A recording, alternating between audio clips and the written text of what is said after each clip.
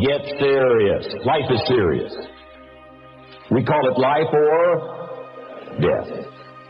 When you work, work. When you play, play. Don't mix the two.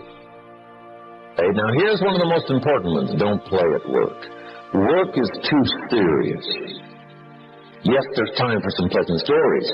Yes, there's time for a little humor. Yes, best if it's a happy office, of course. But I'm telling you, you got to be serious about work, because you're parting with a piece of your life for the work you do. Your work costs you a piece of your life. Here's what it's called.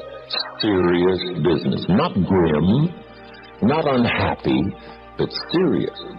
Do that thing that you don't know if you can do.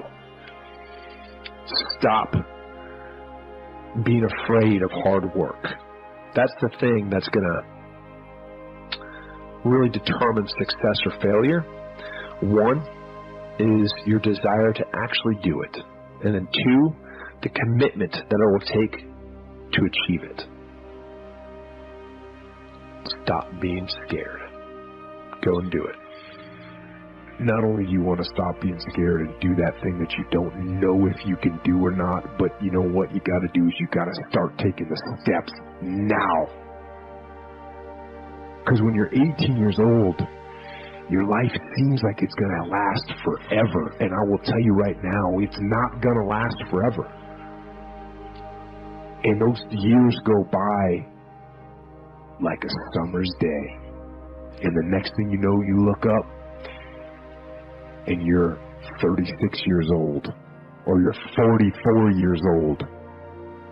And that time's gone. You cannot get it back. You cannot get time back.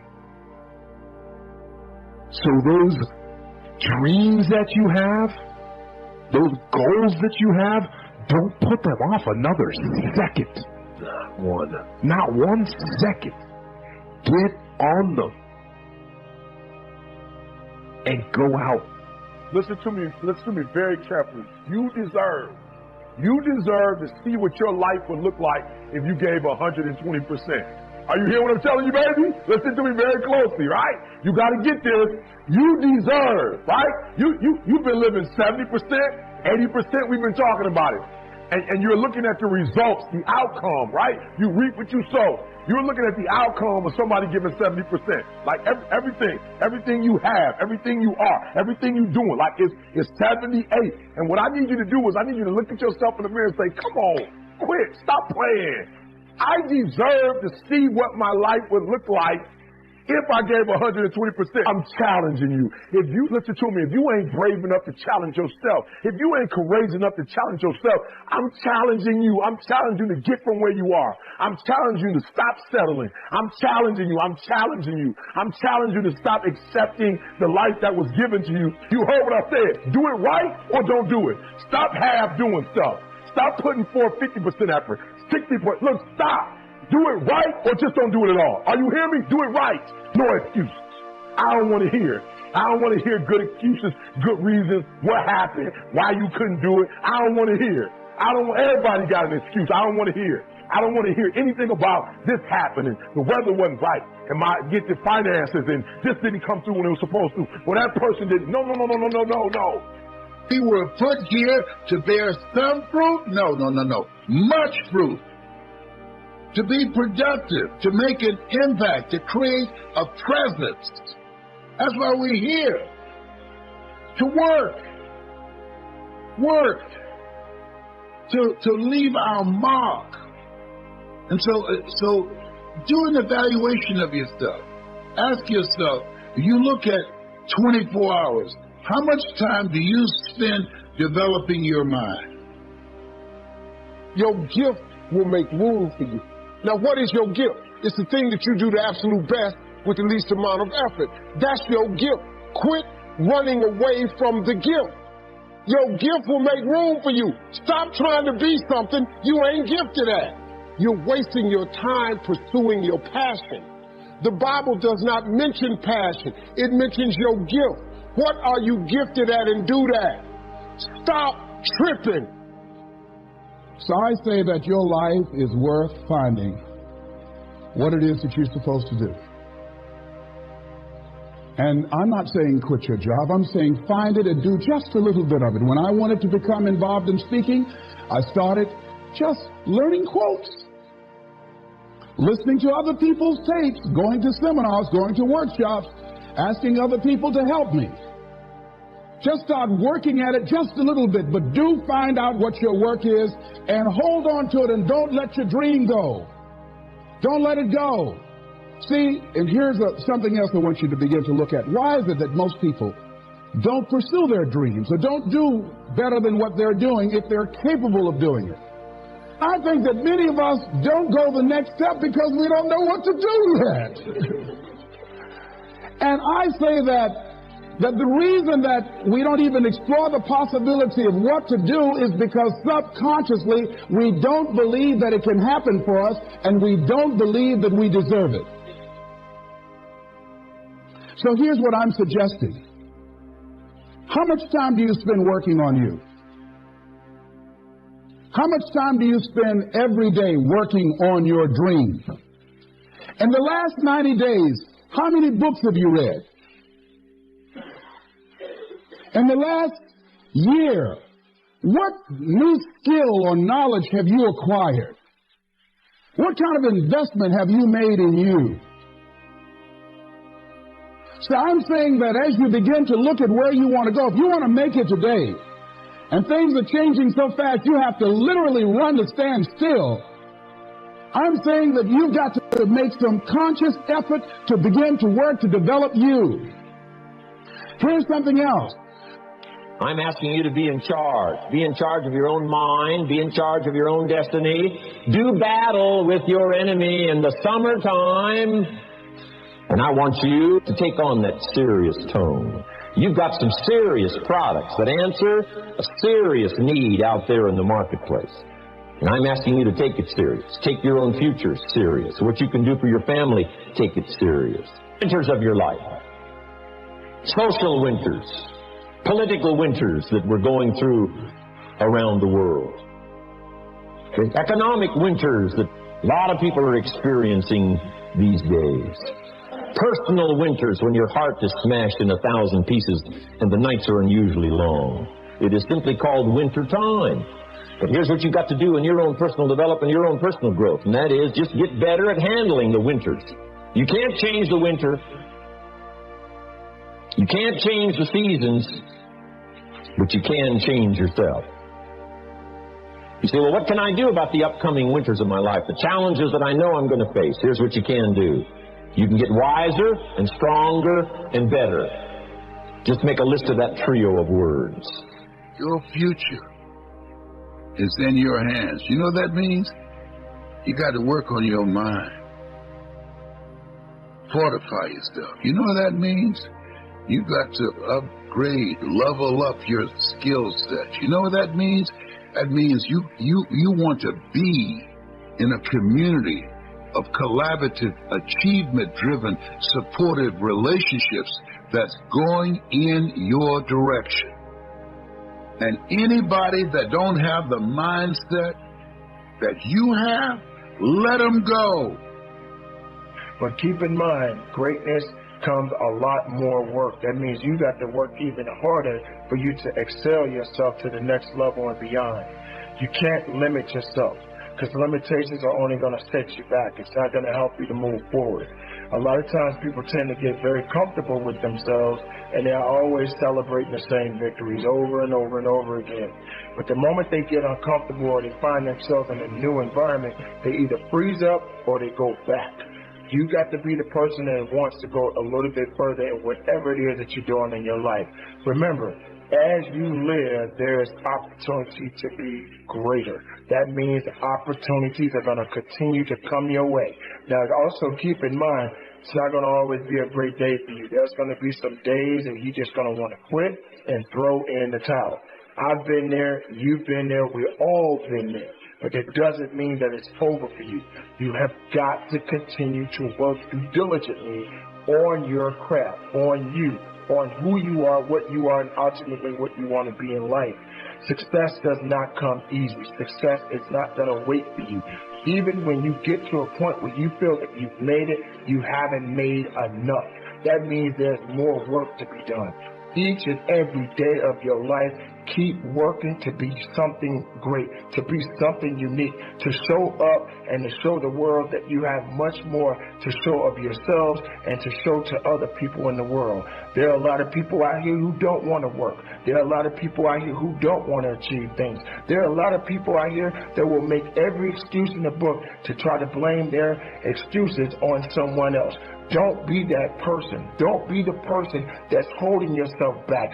Be the person that's lifting yourself up. Even when others don't believe in you, make sure you're believing in yourself. Believe in your purpose. Believe in your possibilities. Believe in everything that exists within you. And don't let anyone take that away from you. Fight for what you believe in. Keep it moving and conduct your business. See, a lot of people, because they don't want to make any mistakes, it takes us to the next level. A lot of people don't want to fail. Fear of failure, fear of success, and guess what else? Fear of the unknown. You got to learn to let the past go so you can grow. Many people never act on their dreams because they allow their past experiences to determine what their possibilities are. Whatever you've done in the past, that's not a reflection of your possibilities. That's just a reflection of your consciousness. That's just a reflection of your development and your growth. The future is unfolding for you right now. The future is unlimited for you right now. No one knows where you can go. No one knows what you're capable of or what's possible for you. You don't even know that. I had no idea, ladies and gentlemen. No one could have convinced me that I was able to do this. I'll never forget, I was speaking in Detroit, and a high school friend of mine saw me afterwards, and he was backstage. He said, "I can't believe it's the same person." And I thought for a moment, and I said, "It's not. The person you know, he's gone. He doesn't live here anymore." We have the power to change our personal history, changing the direction of our lives, changing our thoughts, changing where we want to go, exploring new horizons. So as you begin to look at this decade and affirming that this is your decade, as you set goals that will make you stretch, that will bring out the best in you, as you begin to remove the negative, toxic people from your life, as you decide to take some chances in life, and that's one of the things that's very important. This God said, if you're not willing to risk, you cannot grow. And if you cannot grow, you cannot become your best. And if you cannot become your best, you cannot be happy. And if you can't be happy, then what else is there? I'll never forget when I reached my first major goal of buying my mother that home. I'll never forget what it was like. And you're going to have this experience when you reach some major goal. When I drove up to the house and I got out and I gave Mama the key. And I said, "Mama, this is for you." I'll never forget the look on her face. She said, "Oh my God. No one could have convinced me when I adopted y'all that this would happen." She said, "Oh, thank you." She said, "And you, you've caused me so many damn problems."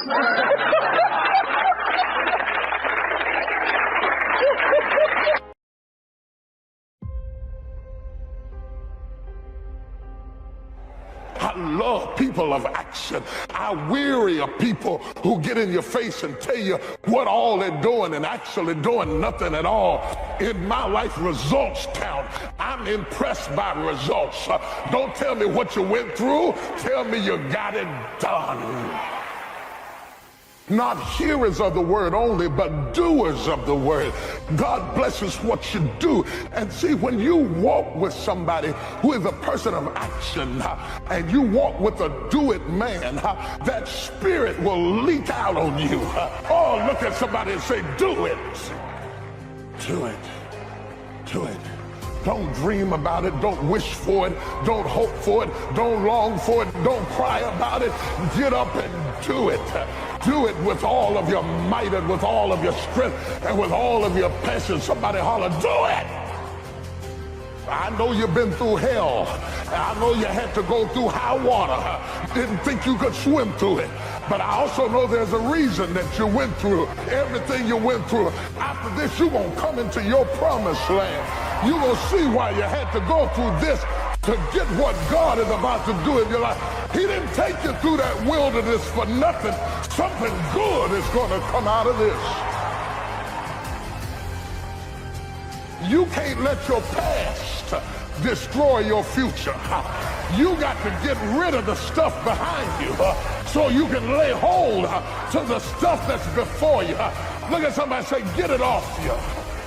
I don't know who I'm preaching to, but whoever it is, you're getting ready to go to the next level. You're getting ready to go into a brand new dimension of thinking and living and breathing. And a whole lot of things had to change in your life.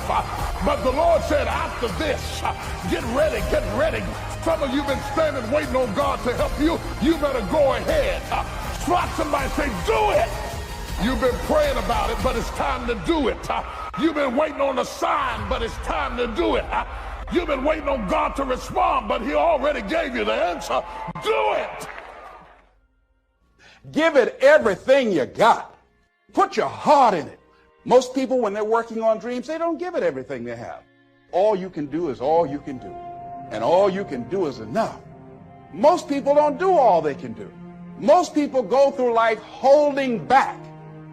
Answer your calling. Whatever you're called to do, don't count yourself out. Don't say, I can't do that. Many of us go through life saying no, and you don't even know what you're saying no to. You don't know what you cannot do if you're not willing to challenge yourself. Whatever it is that you don't know how to do right now, you can learn. I did not know how to speak for major corporations. I didn't know how to do that. But I decided to become a student. If you do your research, if you do your homework, if you make the commitment that I'm going to learn, when you look at what do I have going for me and drop your buckets where you are, decide I'm going to work and get myself together. A guy named Jim Rohn said, if you develop your gifts will take you places that you'll never begin to imagine. I mean, how bad do you want your goal right now? I think there's a lot of people in the world today, because it's a really niche thing to talk about, I want this is my outcome, this is my goal. Like, how bad do you want? Do you want it as bad as breathing? Do you want it as bad as anything you ever wanted in your life? And if you calibrate it at the highest enough levels, what I found is the people that are the hungriest, they find a way. When you know why you want something, when it's desperation, the power of being desperate is something that most people avoid. They think desperation is a weakness. And I'm here to tell you, desperation is one of the most powerful emotions you could possibly possess, because when you're desperate, you find reserves and reservoirs of ideas, talents, and a strength that you don't know you have when you find yourself in a desperate situation. So ironically, the one thing most people avoid in their life, hunger, which is caused by being desperate. When you're starving, you become desperate. Think of somebody who's starving on the street. How resourceful would you get if your children were literally starving and you had to feed them? So the number one thing we need more than anything to win is hunger, which comes from a state of desperation. Yet we're constantly trying to comfort ourselves in the real world to avoid the state of being desperate. And I'm telling you that I think you need to embrace desperation again in your life. Like, do you want it so bad that you're desperate for it? All of the silly things that happen that we let slow us down is related to our lack of hunger and desperation. And so I'm here to ask you, how desperate are you for what you want? Like, here's what I think. I think most people would just like their goals. They'd like their outcome. But they're not hungry for them. They're not starving for it. They're not desperate for it. But when you start to feel that desperation, it's one of those powerful emotions in the world, because you become so resourceful, you become so determined, and all the noise goes away.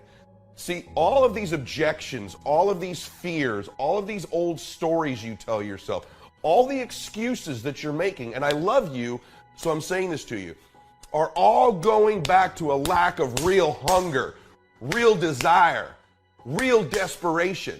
Because real desperation is beautiful. The most alive you'll ever feel, ironically, is when you're the most desperate.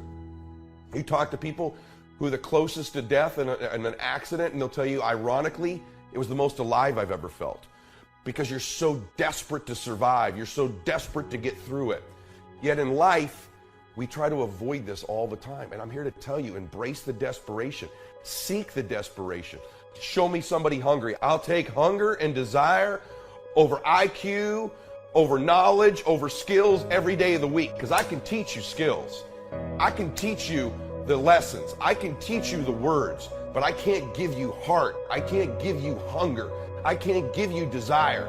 I can't give you the courage to be desperate. Because desperate people look a little funny. Desperate people don't fit in. Desperate people stand out. You see someone desperate, you're like, whoa, what's going on with them? Desperate people get criticism. And most people would rather not stand out. They'd rather not leave the crowd. They'd rather not take the criticism. They'd rather not take the heat. So most people say, I'd love to be a millionaire. I'd love to win. I'd love my dream relationship. I'd love the best body I could have. I'd love to be happier, but I don't want to look bad doing it. I don't want to seem desperate. I don't want to seem different. I don't want to step out of the crowd. And as long as you're one of those people who won't step out, who won't look a little bit funny, who worries more about what other people think about them than truly winning, you're always going to be held back. What's your level of real hunger? What's your level of real desperation? How bad do you really want it? Or would you just like it? Do you need it like you need to breathe? Do you need it like you need to eat? Do you need it like you need to exist? Or do you just kind of want it? Because you show me two people. You show me one person who's desperate and hungry. You show me another one who'd like it or wants it. You show me one person who's willing to look bad and get uncomfortable and color outside the lines and do whatever they got to do to get to their dream.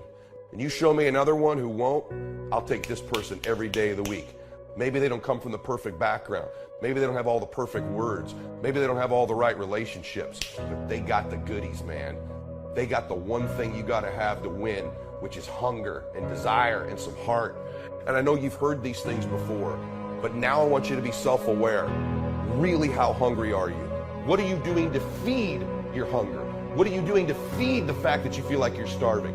Because the more you want something, the lack of it makes you more and more hungry. For example, if I were really hungry and I needed some food, it's one thing to want it. It's another thing, when that food's right in front of me and I'm not allowed to eat it, I become hungrier. So the closer you bring what you want to you increases its hunger level. The more repetitious it is, the more you think about it, the more you bring it into your thoughts over and over and over again, the hungrier you get. That's why repetitive thought about what you want is so critical.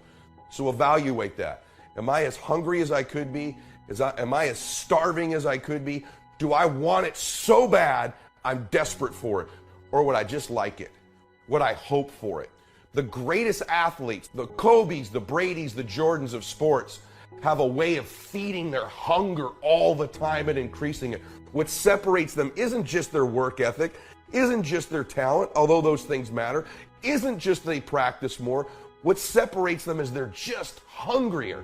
They somehow find a way as they climb up the ranks and win championships to get even hungrier for more, where 99% of the athletes lose just a little bit of their edge once they get that first championship, that first pro contract, that first big amount of money, that first world championship. They just lose their hunger a little bit. And then there's the elite. They get hungrier. It feeds the beast. For some of you, have you been hungrier in the past? Let's be honest. And have you lost a little of that hunger where you're just not quite as desperate as you used to be? And so it's feeding your desperation. And the way we do that is we feed it to ourselves over and over again because it becomes something we must have. We have to have it like we gotta eat, like we gotta breathe. Feed the hunger, feed the desperation, embrace it. Don't try to look so pretty, because this desperate state eliminates all the things that hold you back.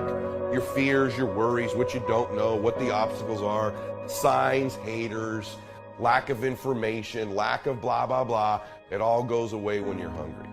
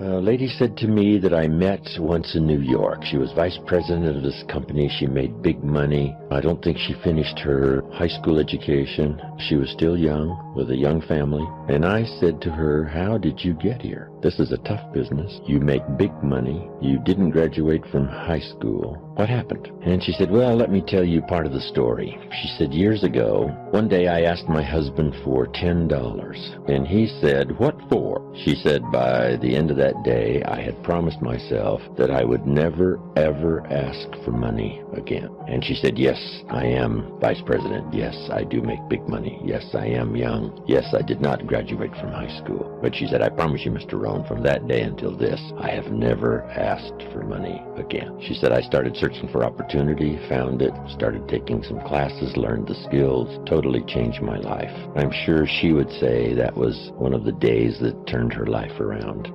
There is a day, seemingly like any other, when everything changes. It's the day when you make the decisions, once and for all, to walk a new road toward the goals that until that fateful day have only been misty dreams. It's the day you say, I've had it with living a life of poor health, an empty bank account, and broken promises, where you're suddenly filled with the resolve to do whatever it takes to finally live the life you have always known you are capable of living. It's the day when you're filled with the awareness that time is precious and that each day that passes by unnoticed is like releasing a helium balloon into the sky. Soon it will be a distant memory, never to be seen again. It's the day you decide to seize those precious moments and make every one of them count. It's the day that turns your life around. You've got to do this. I was going to give a presentation, and this voice inside of me saying, you can't do this. You don't have everything it takes. I shut up. I am behind on my bills, and you're telling me what I can't do. I have got to do it. You'll get scared sometimes. Your mind will go blank on you. Some people you will allow to unnerve you, and you wonder, what's wrong with me? I'm not crazy. That's why you've got to learn to make a conscious, deliberate, determined effort to stand up inside yourself, working on yourself, watching that inner dialogue. It will determine the quality of your life. I don't believe this. I know this. I've had a challenge of losing weight. I'm walking through the airport, this voice say, why don't you have some M&M peanuts? No! Well, just one. Then after you eat that, you might as well have a Snicker now, you sucker. I mean, it's challenging. My mother fixed the kind of sweet potato pie you can't eat with your shoes on. Have to take your shoes off so you can wiggle your toes. It sticks on my fingers. It says, eat it. One little bite won't hurt. That voice, constantly. Little demons from Colonel Sanders driving my car in there. I had to say, no. No, no, no. I'll diet tomorrow. I saw a skinny man get hit by a truck.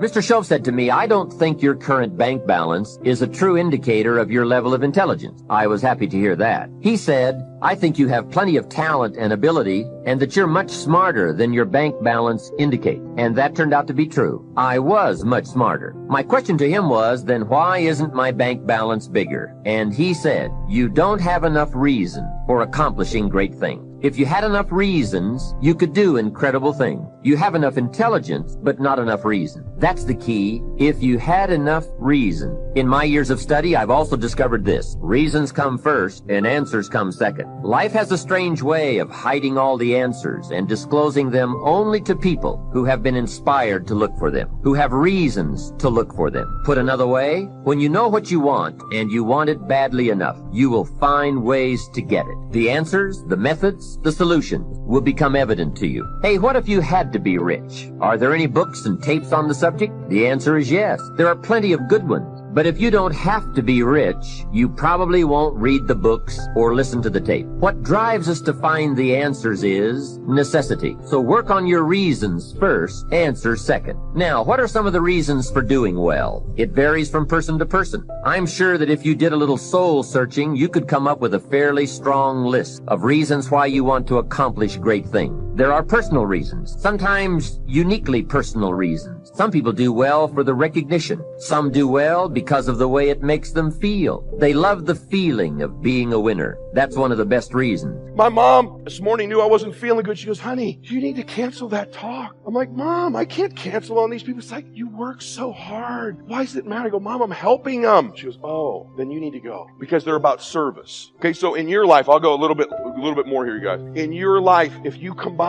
understanding your mess can be repurposed, understanding I'm just like you, understanding the RAS, understanding changing your identity, understand bending time, you have a shot. Combined with this industry, combined with the information you're getting. But if you don't change your identity, do you know how many people I've had as friends that got wealthy that aren't anymore? More than I have that are still wealthy. Do you know how many friends I have who lost a lot of weight and got in shape and aren't in shape anymore? Do you know how many friends I have that had a great relationship and marriage that aren't in that relationship or marriage? Does this sound familiar to you? Do you want to know why? Their internal thermostat and all that crap back. I ain't going back. I know where I am. I got to change that thermostat. By the way, you change the thermostat through your association. Change the thermostat. By the way, associations read books, follow them on social media, listen to their podcasts, their audios, all that stuff. Subscribe to my podcast. It's on iTunes. Listen to my YouTube. It's all free. I make no money. This is work. My podcast costs me about $1 million.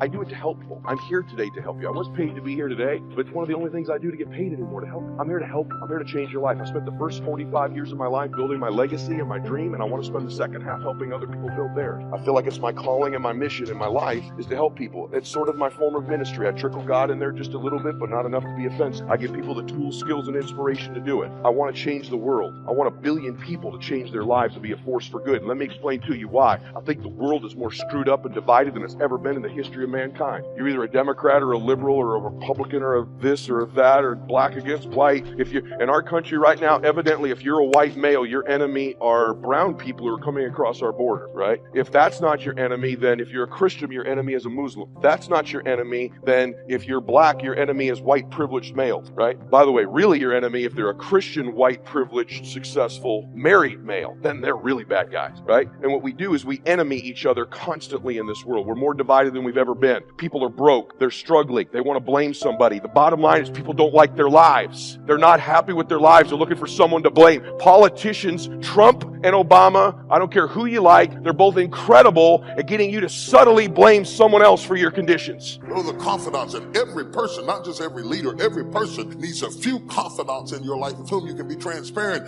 and then you won't be so lonely all the time. This man is in cave because there's nobody walking with him. There's nobody who's got his rhythm. There's nobody who's got his pace. And then there are constituents. And this is the vast majority. This is the big category of what happens in church. Constituents are distinctly different from confidants. Confidants are for you. Constituents are for what you are for. They line up with the cause. They're called to the cause. They join your church because you feed homeless people. They join your church because of your foreign missions. They join your church because you're going to heaven. They join your church because you believe in faith and you teach the word. They join your church. They are not for you now. They are not for you. They are for what you are for. They're going your way. They are for what you're for. What's the highway we came in on? What's the number? I-5. You're on I-5. They're on I-5. You're going in the same direction. They're going your way. They are for what you are for. They're not for you. And you have to understand that because they're attracted to the direction you're going in. But if they see a car that will get them there quicker, they will leave you because they were never for you. They were for where you were going. And if somebody else can get them there quicker than you, they will hop out of your car and dive into their car and go down the road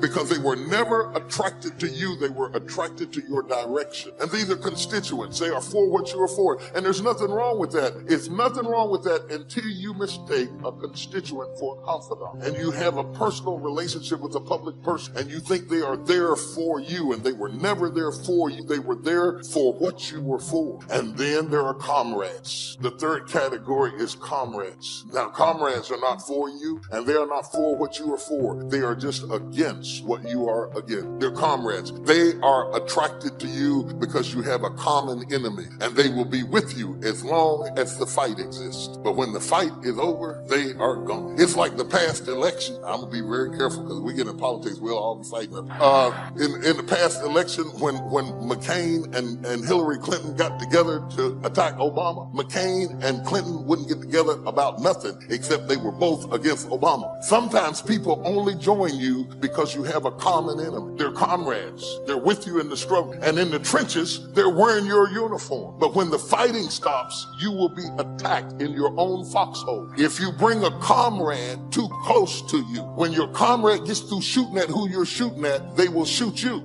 Because they were never for you, and they were never for what you were for. They were just against what you were against. You'd be surprised at the people who fight against stuff, just all kinds of stuff, abortion, same-sex marriage, all kinds of stuff. They're against the same stuff, but they're not for each other. They join together in the fight. You, as a leader, have to know why people hooked up with you. Because if you misallocate a person into the wrong category, you will be brokenhearted and wounded and end up in the cave because you thought a constituent was a confidant, thought a comrade was a constituent. When the fight was over, they got shot in your own foxhole. And I don't care what you hear about on TV, there is no such thing as friendly fire. A bullet is a bullet.